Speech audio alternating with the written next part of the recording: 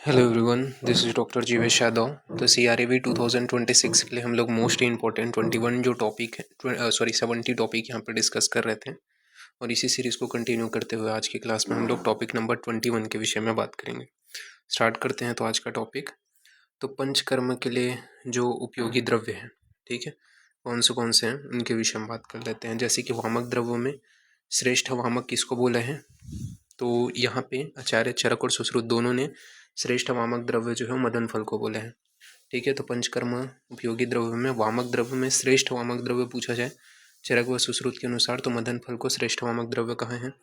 मदन फल योगों के विषय में बात करें तो सेंधव लवण 1 भाग, वचा 2 भाग, मदन फल 4 भाग, यह प्रमुख जो है वामक योग है। तो मदन फल योगों में सेंधव लवण 1 भाग, वचा 2 भाग, मदन फल 4 भाग, ये जो है प्रमुख वामक योग है। चरकोक्त वामक द्रव्य के विषय में बात करें तो चरकोक्त वामक द्रव्य में बताया गया है वामक द्रव्य जो है तो षड वामक द्रव्य है, जिसके अंतर्गत कौन से आते हैं, मदन फल, जीवमूतक, इच्छवागु, धमार्गव, वत्सक, कृतवेधन, ये चरकोक्त वामक द्रव्य है। तो षड वामक द्रव्य कौन से हैं चरक अनुसार, तो मदन फल, जीवमूतक, इच्छवागु, धमार्गव, वत्सक, कृतवेधन। इसके अलावा इसमें अग्नि और वायु महाभूत की प्रधानता होती है। तो कौन से महाभूत की प्रधानता होती है, अग्नि और वायु महाभूत की प्रधानता होती है वामक द्रव्यों में। लघु गुण से युक्त होते हैं, उष्ण तीक्ष्ण सूक्ष्म तथा व्यावी विकासी गुण से युक्त होते हैं। उष्ण तीक्ष्ण सूक्ष्म व्यावी विकासी गुण से युक्त होते हैं, तो ये वामक द्रव्य के लिए बोला गया है। फिर नेक्स्ट है आपका वमनोपक द्रव्य। तो वमनोपक द्रव्य की जो संख्या है वो 10 बताई गई है। तो वमनोपक जो द्रव्य है वो 10 है। कौन से आपके, मधु, मधुयष्टि, कोविदार जिसको अपन लाल काचनार को कहते हैं, करबूदार जो श्वेत काचनार है, नीप, विदुल, बिंबी, षडपुष्पी, सदापुष्पी और प्रत्येक पुष्पा, ये जो है आपके 10 जो है वो आपके क्या हैं, वमनोपक जो है द्रव्य हैं। तो कौन से द्रव्य हैं, तो मधु, मधुयष्टि, कोविदार, करबूदार, नीप, विदुल, बिंबी, षणपुष्पी, सदापुष्पी और प्रत्येक पुष्पा। मूलनी जो द्रव्य हैं वो 3 बताए गए हैं, बिंबी, सतपुष्पी, वचा, ठीक है, हेमवती को बोला जाता है। तो मूलनी द्रव्य कितने हैं, 3 हैं, बिंबी, शतपुष्पी, वचा, हेमवती को बोला जाता है। फलनी जो द्रव्य हैं वो 6 बताए गए हैं षडवामक द्रव्य के अंतर्गत। ठीक है, कौन से हैं, तो आपका मदन फल, जीवमूतक, इच्छवागु, धमार्गव, कृतवेधन, उटज, ये षडवामक द्रव्य मूलनी द्रव्य में आते हैं। इसके अलावा त्रपुष और हस्तिपर्ण। ठीक है, तो टोटल कितने हो गए आपके, 8 हो गए। तो फलनी द्रव्य, षडवामक द्रव्य लेना है उसमें, इसके अलावा त्रपुष व हस्तिपर्ण, ये आपके फलनी द्रव्य हैं। मूलनी द्रव्य में कौन है, ब्रिम्बी, सतपुष्पी और वचा। फिर क्षीरी वृक्ष के विषय में बात करते हैं। तो क्षीरी वृक्ष जो है उसके अंतर्गत अर्क जो है वमन विरेचन दोनों में आते हैं। तो अर्क को क्या है, वमक और विरेचन दोनों में रखा गया है, जबकि स्मंतक को वमन के अंतर्गत रखा गया है। फिर सुश्रुतोक्त वामक वामक द्रव्य कौन से हैं, तो सुश्रुत के अनुसार वामक द्रव्य के अंतर्गत आपका मदन फल, जीवमूतक, इच्छवागु, धमार्गव, कृतवेधन, सरसप, पिपली, करंज, चक्रमर्द, कोविदार, करबूदार, निम्ब, विदुल, बिंबी, अश्वगंधा, शंखपुष्पी, वचा, इंद्रवारुणी, चित्रा, इसके अलावा जीवक, ये जो है आपके सुश्रुत अनुसार वामक द्रव्य है। तो वामक द्रव्य सुश्रुतोक्त तो कौन है, मदन फल, जीवमूतक, इच्छवागु, धमार्गव, कृतवेधन, सर्षप, पिपली, करंज, चक्रमर्द, कोविदार, करबुदार, निम्ब, विदुल, बिंबी, अश्वगंधा, शंखपुष्पी, वचा, इंद्रवारुणी, चित्रा और जीवक, ये आपके आते हैं। फिर विरेचन द्रव्य के विषय में बात करें तो श्रेष्ठ विरेचक द्रव्य के विषय में बताया है चरक और सुश्रुत ने। त्रिविध को श्रेष्ठ वामक द्रव्य कहा है। तो ये चीज़ याद रखना, चरक और सुश्रुत दोनों ने क्या है, त्रिविध को श्रेष्ठ वामक द्रव्य कहा है। सॉरी, वामक नहीं है, विरेचक द्रव्य, सुधार लेना इसको, विरेचक द्रव्य कहा है। तो त्रिविध को श्रेष्ठ विरेचक द्रव्य कहा है किसने, चरक और सुश्रुत ने।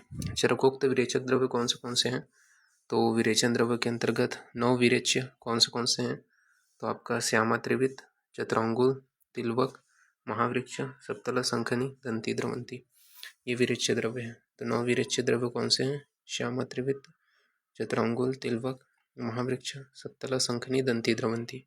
इसमें कौन से महाभूत की अधिकता होती है, तो पृथ्वी और जल महाभूत की अधिकता होती है। गुरु गुण से युक्त होते हैं, उष्ण तीक्ष्ण सूक्ष्म व्यावी तथा विकासी गुण से युक्त होते हैं। तो उष्ण तीक्ष्ण सूक्ष्म व्यावी विकासी गुण से युक्त होते हैं।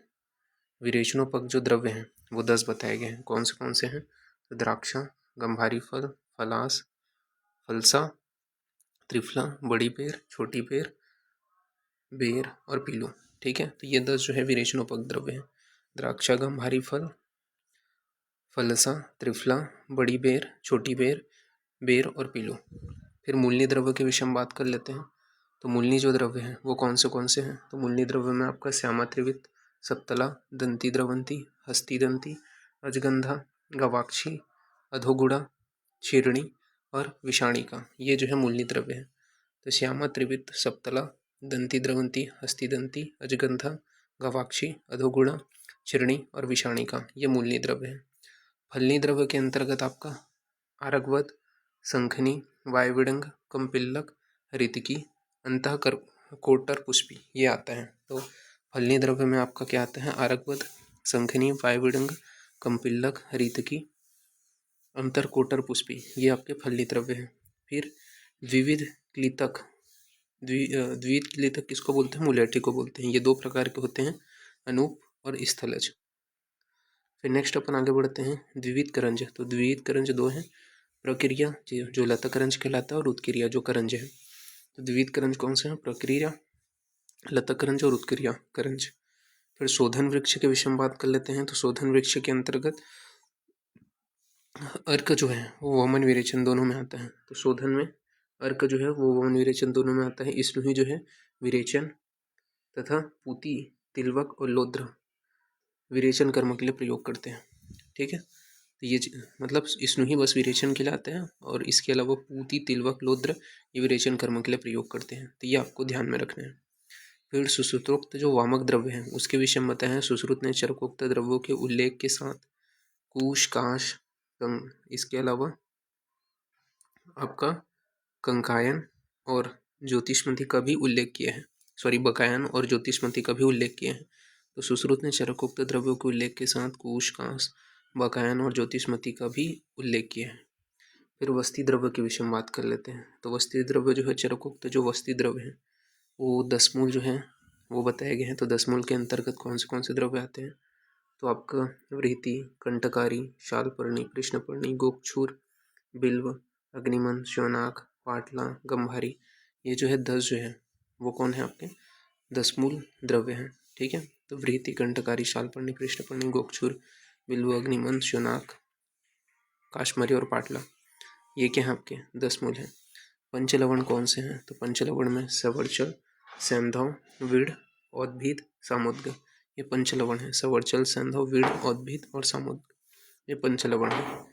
4 प्रकार के स्नेह कौन से हैं? तो घृत, तेल व समज्जा, ये जो है 4 प्रकार के स्नेह हैं। तो घृत, तेल व समज्जा ये 4 प्रकार के स्नेह हैं। इसके अलावा मदन, पलास, पुनर्नवा, गुड़ूची।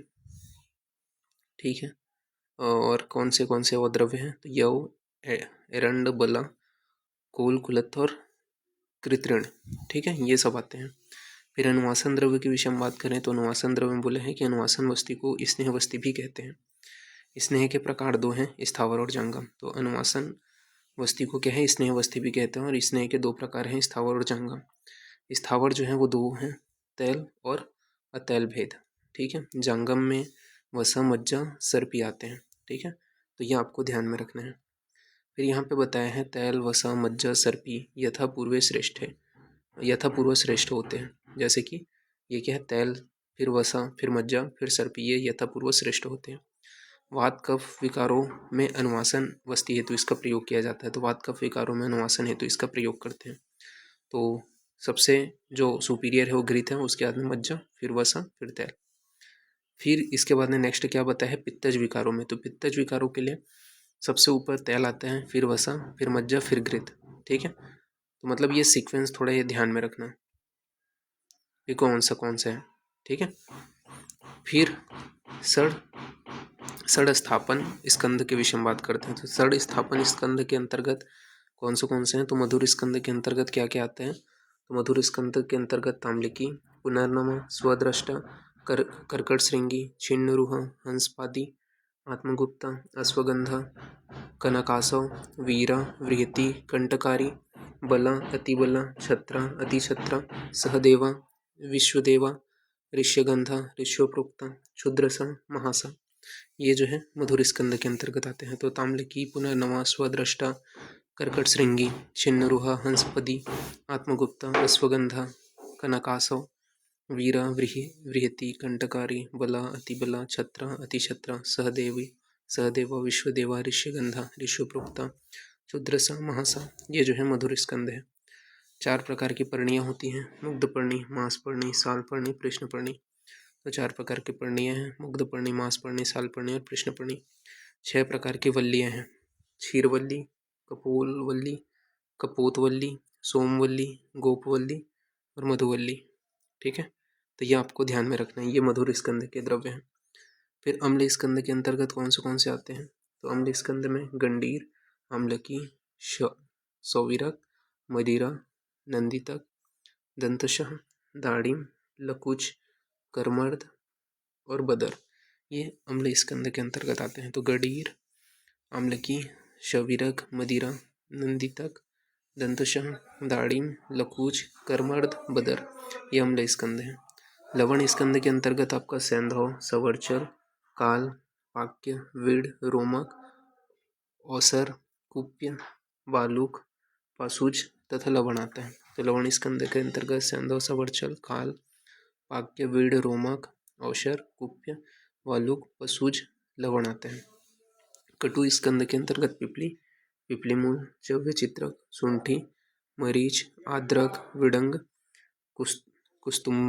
कुस्तुम्बुर, पीलू, तेजोवती, कूट, हिंगुनिर्यास, भल्लातकस्थी, मूलक, सरसप, लहसुन, करंज, सिगरू, मधुशिग्रू, तुलसी के जो भेद हैं। ठीक है, तुलसी के कौन से भेद हैं? तो आपके सुमुख, सुरस, अर्जक और कुठेरक, ये जो है कटु स्कंद के अंतर्गत आते हैं।